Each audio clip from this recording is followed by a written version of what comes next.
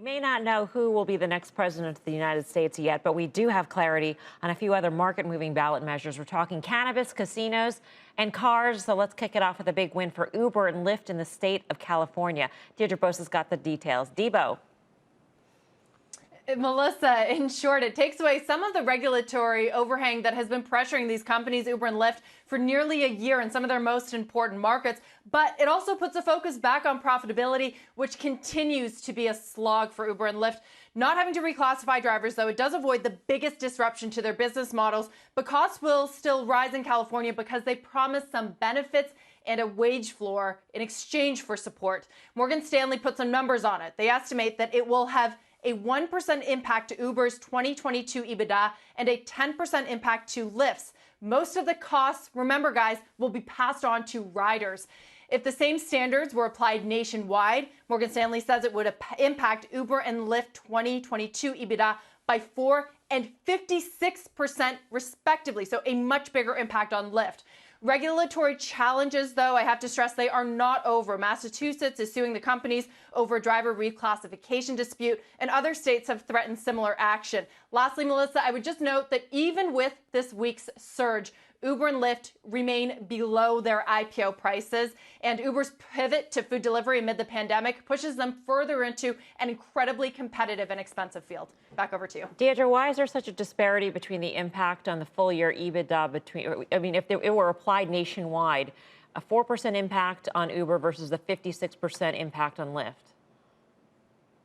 Well, because Uber is transitioning, they are perhaps more diversified, right? They are present in other countries like Europe and South and Latin America, whereas all of Lyft's business is basically North America. It's Canada and the U.S., so it would have an outsized impact. And you see that disparity, too, in California because Lyft derives more of its revenue, its gross bookings in California than it does elsewhere in the U.S. Deirdre, thank you. Deirdre Bosa. Dan Nathan, at one point, that was Lyft's advantage, that it was all U.S., that it was one business. It didn't have all these other bets. It didn't have the regulatory issues of other countries. And here we are. The impact could actually be much greater on a Lyft. Yeah, that was a great last question. I got to tell you, Debo really surrounded that trade there. Lyft, I still like the pure play aspect of it. I like the fact that it's a $7 billion enterprise value. They're just losing a lot of money, so that impact is going to be far greater in the near term. I just want to bring up one chart. We have the chart since the highs post its IPO. Look what that stock just did today on that gap. At the highs this morning, it was up 50% from last week's highs. It just tells you, with all that impact, there's also a lot of leverage in this name. If they can get some things right, this pandemic can end and they can start getting some traction and moving towards profitability, this thing is probably a good buy somewhere in the 20s here, especially can hold that downtrend. So that's something that I'm going to keep an eye on. You're not buying this because they're going to be profitable this year or next or the year after that. You're buying it because they have this market share that they're building here in North America. I also think someone's going to buy them. It's just a pretty scarce asset, and they actually have some pretty good data, and it could be something that one of these EV fleets of, whatever, come and wants to own this asset, in my opinion. Yeah, despite the potentially bigger hit to Lyft, Guy, I mean, that pop was still enormous on this stock. Where do you stand now? Because you had liked Lyft because there's a more pure play in the space. I still do a couple things. Look, you go look at Lyft, and clearly I've been wrong on this one, but this was a $70 stock in March of 2019, and you've been in a significant downtrend. But they report on November 10th, close above 31, and I think you're going to see a huge short covering rally. When I say huge, I wouldn't be surprised if it got up to high 30s, low 40s, and quickly, because this is worth mentioning, this is new, this is hot off the presses. Those CNBC stores, they're going to start issuing Debo Knows shirts, anywhere from small to extra large. I think they'll be available for the Thanksgiving into Christmas holiday, Mel, just as an FYI. The perfect Hanukkah gift, for sure. Let's move on to a reefer referendum. Every single state that had marijuana legalization on the ballot won. Should be great news for cannabis here. Tim, what's your take? Remember, we said you didn't have to have a blue wave to have this be a big night for cannabis. You got exactly that. How about South Dakota that voted in both recreational and medical marijuana? But again, conservative states like Mississippi and Montana, and then, of course, New Jersey, which is the linchpin to the Northeast, very, very big, and Arizona.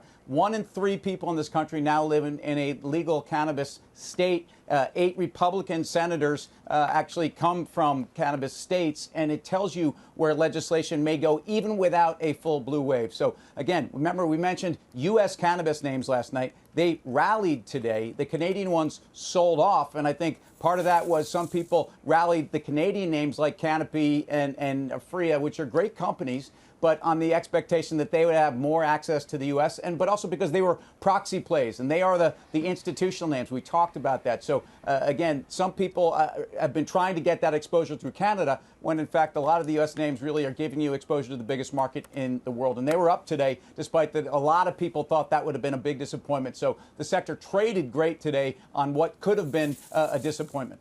All right. By the way, stick around for Mad Money tonight. I know you will anyway, but Kramer's sitting down with the CEO of Canopy Growth. You can catch that interview coming up at the top of the hour. All right, let's round out our ballot box bonanza with sports betting. 3 states, Maryland, Louisiana, South Dakota, all voting yes to legalizing sports betting. That sent those stocks rallying.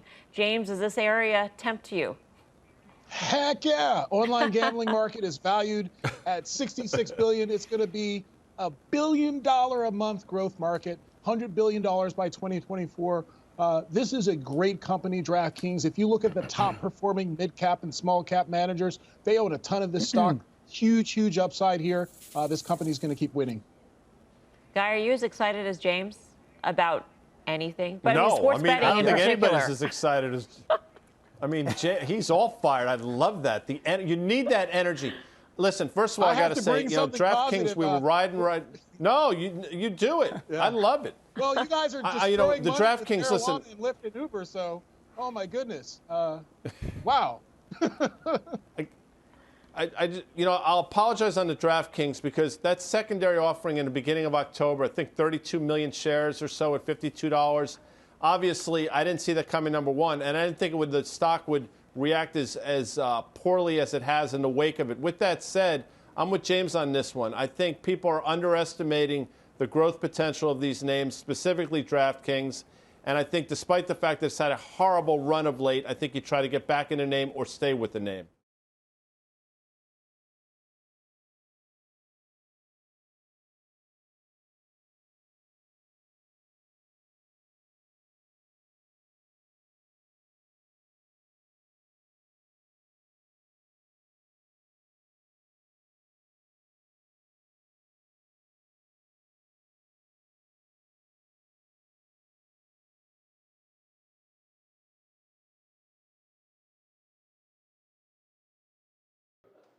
Shepard Smith here. Thanks for watching CNBC on YouTube.